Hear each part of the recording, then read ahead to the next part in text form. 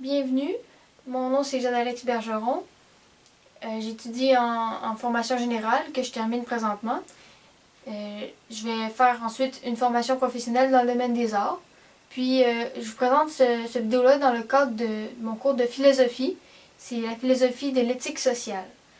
Le sujet que j'ai choisi de vous présenter, c'est l'éthique de la responsabilité.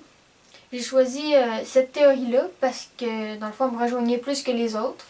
Puis, malgré toutes les autres philosophies anciennes très pertinentes, celle-là est plus reliée à des enjeux actuels et mondiaux. Donc, je trouvais ça plus pertinent et utile de la présenter. Donc, je vais vous résumer cette philosophie, puis je vais l'illustrer d'un exemple.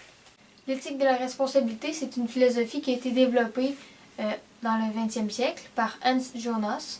Son impératif, c'est d'assurer la survie des générations futures, puis de protéger la vie en général.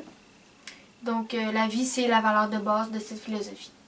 Selon Jonas, il y a plusieurs types et modèles de responsabilité, mais l'essence de son éthique repose sur la responsabilité prospective. Dans le fond, elle permet un certain contrôle moral sur le futur, puisque à l'inverse de la rétrospective, c'est juger la portée de l'action avant qu'elle se produise. Donc ensuite de ça, il y a aussi plusieurs modèles de responsabilité. Un des plus importants pour Jonas dans sa philosophie, c'est la responsabilité parentale parce qu'elle a un caractère inconditionnel et sentimental qui dépasse tous les autres, simplement. Puis on peut ensuite déterminer l'action responsable d'une personne par son savoir, son pouvoir, sa position et sa capacité d'intervention. Pour vous donner un exemple qui illustre bien cette théorie-là, on peut penser à une personne qui est sensible à son environnement, aux problèmes qui se passent autour d'elle. Elle est sensible aux animaux et aux humains. Donc, elle est consciente aussi, justement, que les animaux sont exploités beaucoup dans notre société. Puis, que tout ça, ça cause beaucoup de destruction et de surproduction.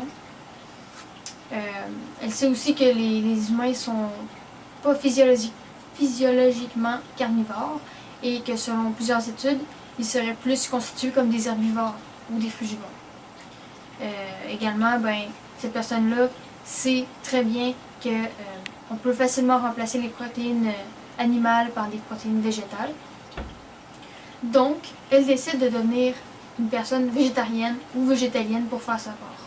En conclusion, cet exemple de décision-là, c'est un exemple qui va avec une approche responsable.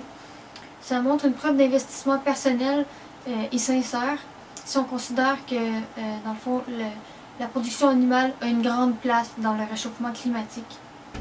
Donc cet effort-là va avec l'idée de protéger l'environnement, bien sûr.